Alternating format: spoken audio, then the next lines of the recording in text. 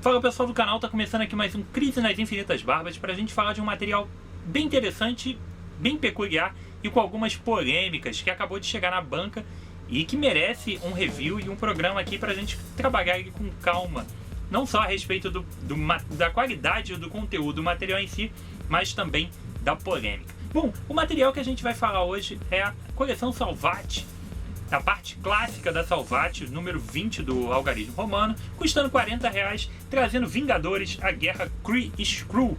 Um material muito importante para a cronologia dos Vingadores e da Marvel, com coisas que aconteceram aqui repercutindo ao longo das décadas e até hoje talvez existam aqui alguns pontinhos que começaram nesse que é um dos eventos mais importantes do universo dos Vingadores.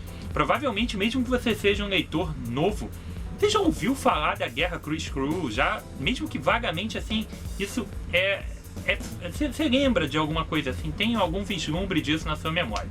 Guerra Kree-Skrull, material publicado em 1970-71, trazendo as edições número 89 a 97 de The Avengers, traz o primeiro grande evento, embora ainda não fosse tratado como evento, mas o primeiro arco que tentou ampliar ainda mais os acontecimentos da revista, saindo basicamente da questão meramente dos personagens ali centrais dos Vingadores e tentar englobar mais coisas, mais conceitos do universo Marvel, mesmo que não fossem propriamente dos Vingadores, e juntar tudo isso numa grande história.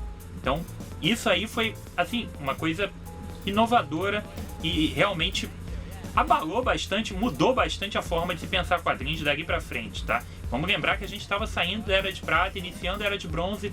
Os quadrinhos tinham uma outra forma de ser contados nos anos 60, e os anos 70 realmente começaram a revolucionar e bagunçar tudo isso.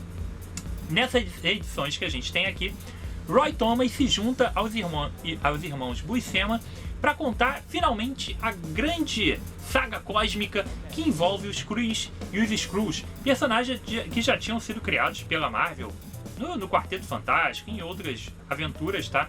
Na década de 60, mas que a gente ainda não sabia muito sobre eles.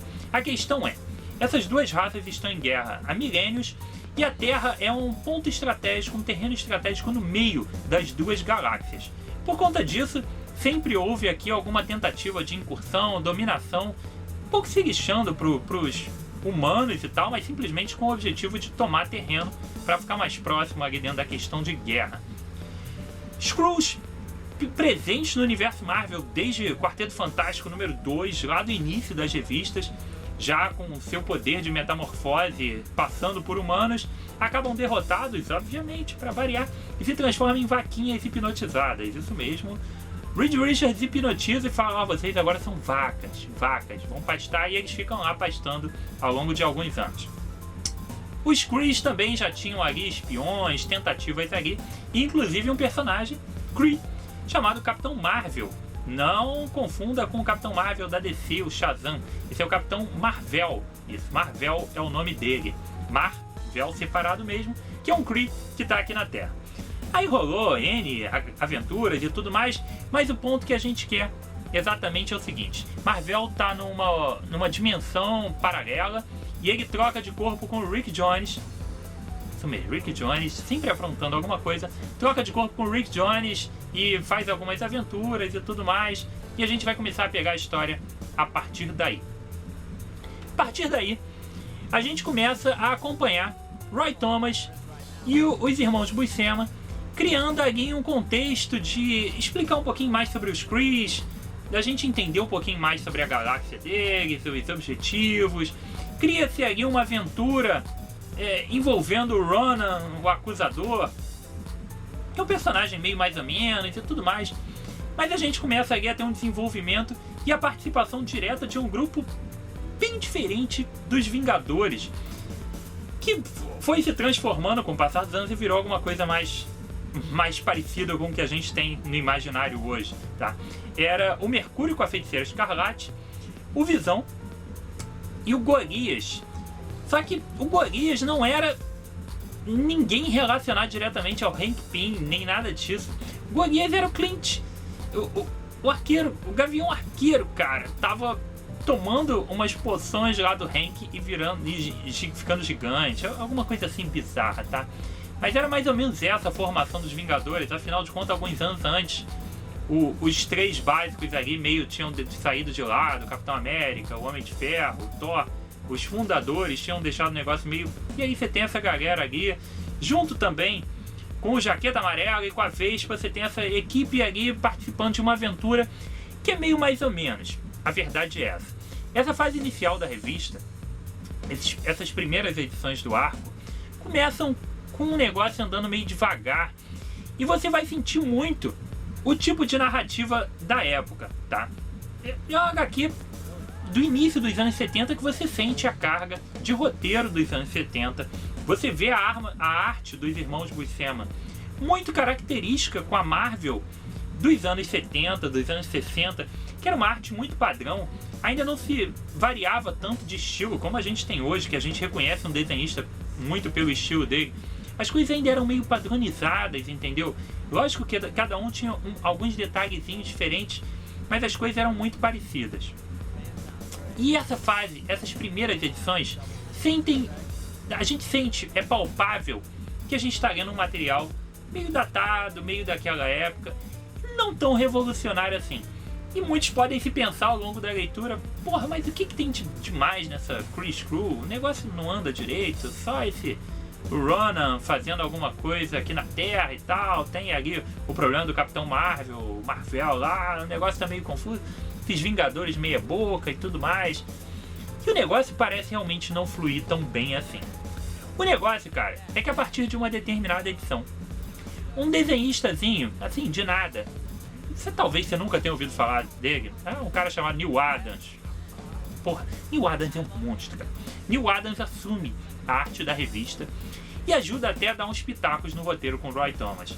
E dali o negócio se desenvolve e estoura, assim, num nível que muda completamente a história. Ela se torna muito mais dinâmica, os roteiros ficam muito menos redundantes, embora ainda tenha características da época, mas o roteiro evolui muito e a arte explode, porque Neal Adams, em 1970, é monstruoso, cara. Monstruoso. Dentro da edição, você passa de uma página do Buscema, que desenhavam muito, mas pro Adam, tu mudar de era, entendeu? Tu mudar completamente de milênio lendo aquilo ali. Muda completamente e a história toma um rumo muito mais interessante. E aí sim a gente começa a envolver a questão dos Skrulls, da guerra, dessas vacas deixando de ser vacas, e mais uma série de outras coisas ali no meio que vão sendo desenvolvidas e vão se tornando uma HQ muito mais interessante. Aí sim a guerra Kree-Skrull vai acontecer. Ela é uma super guerra, um mega evento cósmico intergaláctico e com emaranhados de história e reviravoltas mirabolantes. Não, cara, ela tem um roteiro anos 70. Convenhamos que é um material inicial, embrionário desse tipo de aventura.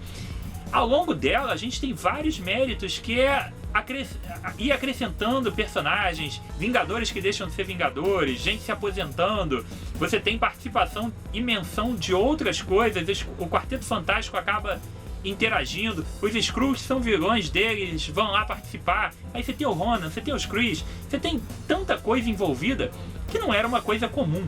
Então isso acaba se tornando uma HQ com um roteiro muito mais complexo para a época, e acaba sendo uma coisa muito interessante que foi influenciar o futuro da Marvel completamente. Não só pelo fato de você escrever uma história dos Vingadores ou do personagem que seja, envolvendo elementos do universo como um todo, esquecendo simplesmente, a gente tem que trabalhar só com um nichozinho Vingadores e os vilões deles. Não, você expandiu muito, trouxe várias participações, isso já é muito legal. Mas a gente tem ali eventos que aconteceram que são importantes, como o início do interesse do Visão pela Feiticeira Escarlate. Isso está começando a ficar evidente nessa edição.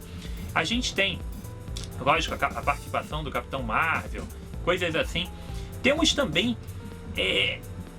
um ponto importante que no futuro, quando rolou a invasão secreta, isso já está sendo plantado desde a guerra Kree-Skrull, entendeu? Esses Skrulls metamorfos, escondidos pela sociedade e tudo mais, isso vai refletir, cara, lá na Invasão Secreta nos anos 2000, porra, 40 anos depois, com coisas que foram de forma ali embrionária, começando ali um novo caminho para Marvel. Isso se tornou uma fonte de referência e de inspiração para se criar muitas coisas no futuro. Então tem todo esse lado relevante, histórico, muito bom.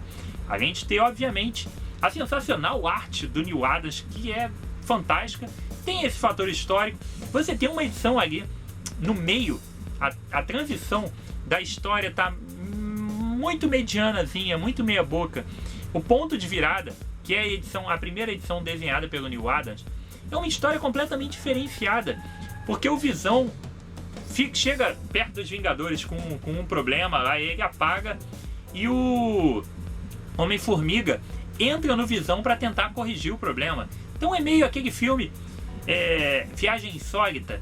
Não sei se vocês viram, cara, não sei se é da época de vocês lembram, passava muito na sessão da tarde dos anos 90, que um cara encolhe numa nave e vai para uma seringa e tal, aí rola todo um estresse e acaba injetando a seringa no Marty Short.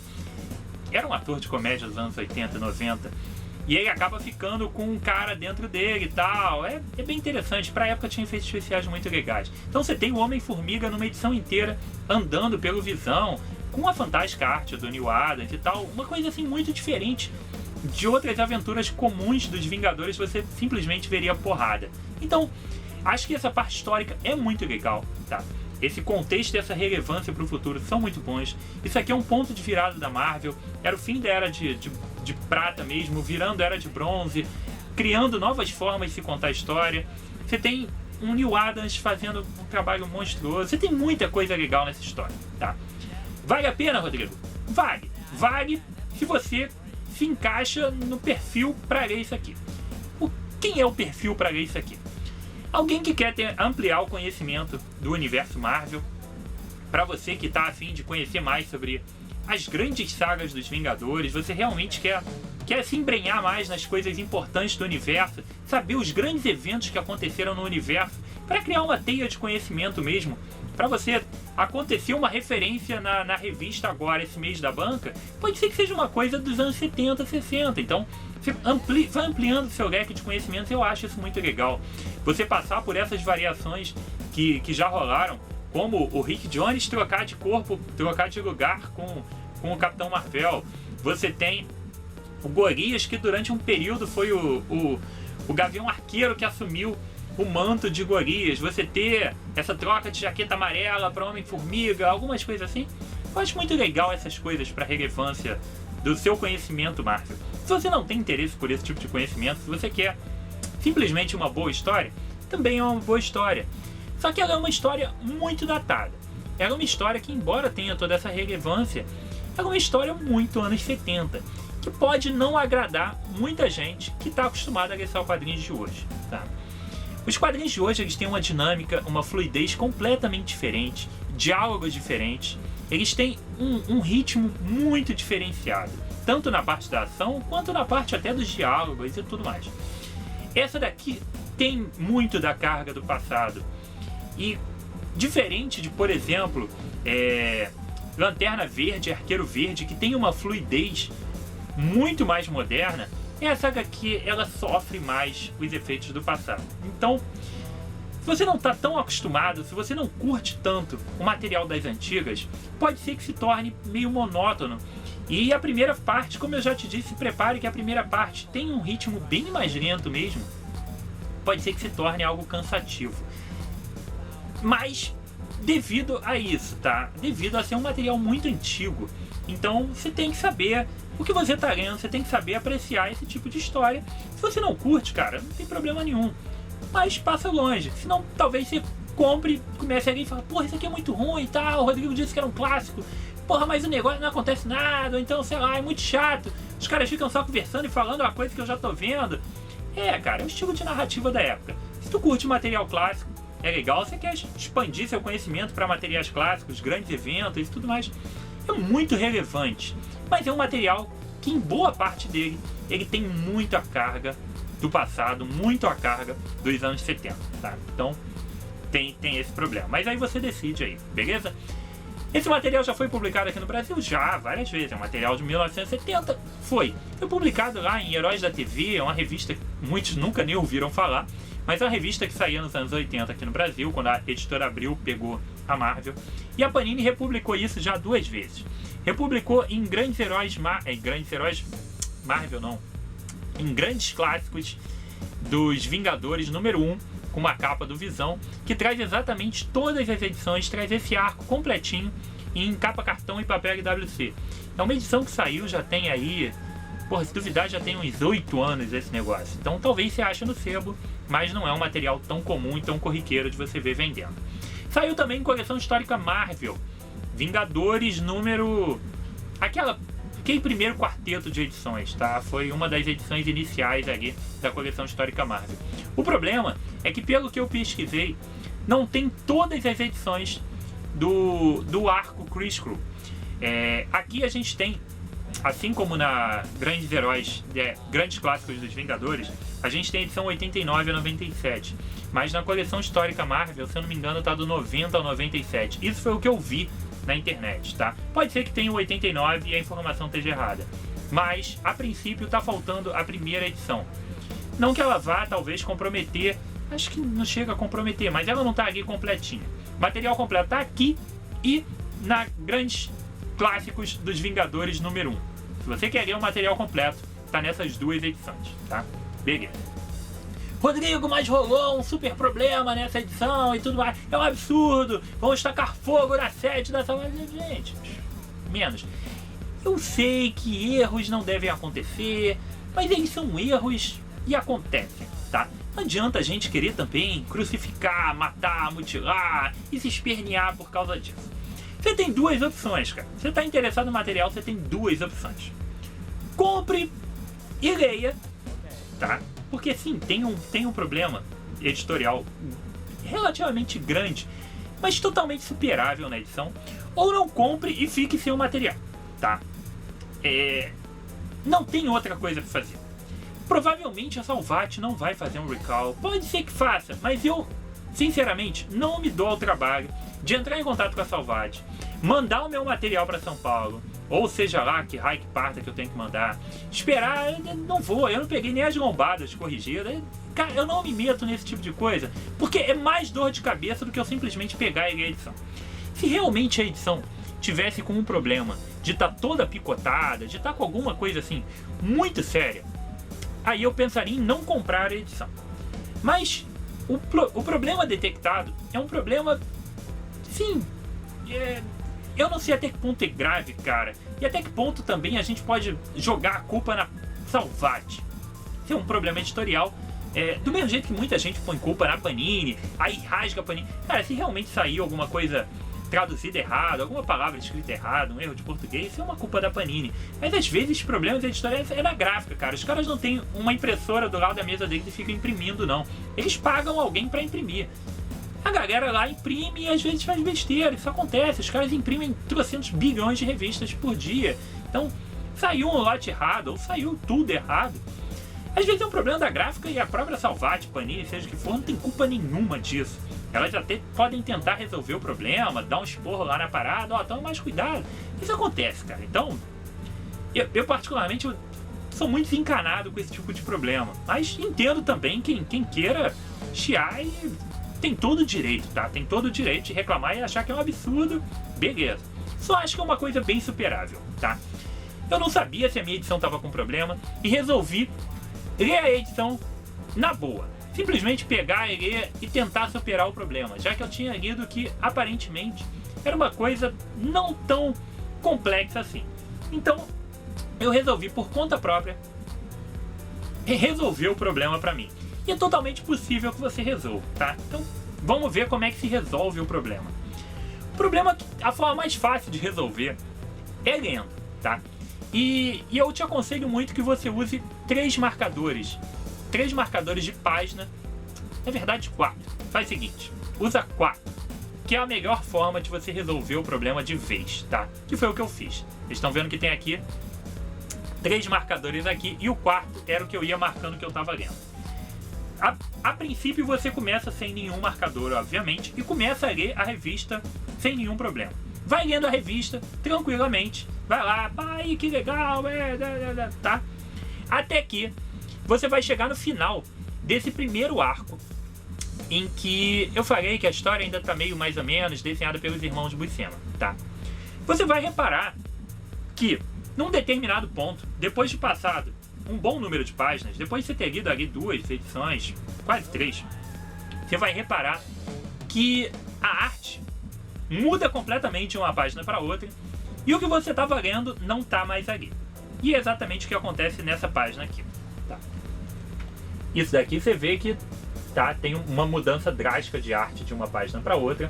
Então essa página aqui é o início do problema. Então você leu tudo isso aqui sem nenhum problema. Você leu quase a primeira parte inteira dos Irmãos Buscema, tá? Só faltou o finalzinho. E aí você já entra na edição do Neal Adams. O que você vai fazer? Você vai pegar o primeiro marcador e vai botar aqui. Porque você sabe que depois você tem que voltar aqui para continuar essa parte. E aí você vai folhear a revista para achar a edição que continua que você estava lendo. Não é nada mirabolante, tá? E você olha aqui, pô, o que aconteceu? Ah, eles estão num lugar de gelo e derrotaram o inimigo e eles estão meio fodidos ali. Então vamos começar a procurar. Aí tu vai folheando, até você achar o que complete a história que você estava lendo. Você vai passar mais um bolo de páginas, tá? Esse bolo de páginas aqui, que tá na ordem certinha, mas ele não tá encaixado no lugar certo. Passado isso tudo, você vai encontrar 2 páginas que não se batem mais uma vez. Você vai encontrar a página que faltava você ler e não batendo com o que você vai olhar aqui. Por que o Raio Negro tá fazendo? Que nem sabia que o Raio Negro tava aparecendo na história. Isso é uma coisa importante também, tá? A gente fica sabendo mais sobre... Eu esqueci de falar. Fica sabendo mais sobre os Inumanos e eles ainda eram personagens relativamente novos ali e tal. E tem toda a importância dos Kree terem criado os Inumanos e tal. Então é mais uma coisa relevante aqui a participação deles e saber mais sobre os Inumanos aqui na revista. A página que eu falo é exatamente essa daqui, que é a última página, tá? Essa daqui é a última página da história que você estava lendo. A partir daqui é o que você deveria estar lendo. Então você vai botar um novo marcador aqui, porque você sabe que esse bolo todo aqui, entre um marcador e outro, é uma outra coisa, tá? Então você comece a ler a partir dessa edição, que tem até um fim aqui no final. Você realmente estava no fim da história. Então você vai ler a partir dessa página o que você tinha lido no começo. Então você começa a ler e você vai ver que você passou para Avengers número 92, tá? Então se você tiver perdido, quando você achar... Ih, Avengers 92, sabe que é a página anterior. De Avengers 92 para frente, você vai ler mais um pouquinho de páginas só, que termina uma edição, tá? Deixa eu confirmar aqui. Vamos com calma, tá? Então você vai ler Avengers 92, que tá aqui inteirinha na tua mão. Vai entrar em Avengers número 93. Quando ela começa, você tem a primeira página dela e a segunda aqui não bate com ela, que é essa página aqui. Você vai ver que uma página não bate com a outra, tá? Não bateu. Quando não bateu, você vai botar o seu terceiro marcador. Fechou aqui. O que você vai fazer? Voltar para o primeiro marcador, que é exatamente a história Avengers número 93, que você tinha lido só a primeira página. E aí você vai ler Avengers 93, Avengers 94, você vai ler tudo até chegar de novo naquele marcador número 2. Você pode até, se você quiser, colocar os números dos marcadores para facilitar. Chegou aqui de novo, você vai jogar para o último marcador e terminar de ler a revista, tá? Muito confuso? Não, né? Você tem edição 89, 90 e 91, praticamente inteira. A última página da 91 não conclui, e aí você vai pular um monte de páginas. Você vai ler a última página da 91, vai ler a edição 92 inteira e a primeira página da edição 93. Terminou a 93, a primeira página da 93, você vai voltar para a parte que você tinha tido problema no início da revista. Vai ler toda aquela parte até chegar de novo no problema que junta as edições com o que estava lendo antes, e aí você vai para o fim. Não é nada tão confuso, não é nada que você não consiga fazer sozinho, que você vai precisar de um manual de instruções, você nem precisava ter visto isso, tá? Então, sozinho lendo, você consegue resolver. Então, não é nada tão difícil, tão elaborado. Por que tem um quarto marcador? O quarto marcador de página é o que você usa para ir marcando o que tu tá lendo, né? Porque senão, com esse monte de marcador, é bom que você pegue um totalmente diferente, né? E aí você, porra, qual desses aqui que eu tava lendo? Aí facilita. Gente, não é nada confuso, não é nada... Confuso é um pouco, mas não é nada de outro mundo que não dê pra fazer não, tá? Então, se você ficar ainda na dúvida, eu boto aqui embaixo também na descrição do vídeo direitinho o coisa pra fazer e tudo mais, tá? Mas dá pra ler, beleza? Então é aquilo, você tá afim de ler um material clássico, um material com grande relevância, grande participação dos personagens e que ajudou a mudar muita coisa na Marvel, dá uma conferida nesse material. Salvat, edição 20 dos clássicos, número romano. Vale a pena, tá na banca. Eu acho que é uma boa pedida aí para você ampliar o seu leque de conhecimento e ler um material que é tão famoso e tão falado, a Guerra Kree-Skrull, tá? Eu acho que vai, beleza? Então eu espero que tenha sido útil esse super, hiper, ultra, enorme programa. Tinha tanta coisa pra falar, a gente fala, eu não me incomodo de fazer de programa meia hora não, tá? Então, quem não quiser assistir também, vai pulando, faz parte. Deixe seu like, seu comentário aí, essa parada toda aí que já falei muito, tá bom? Então foi isso, aqui comigo Rodrigo, um abraço e até a próxima.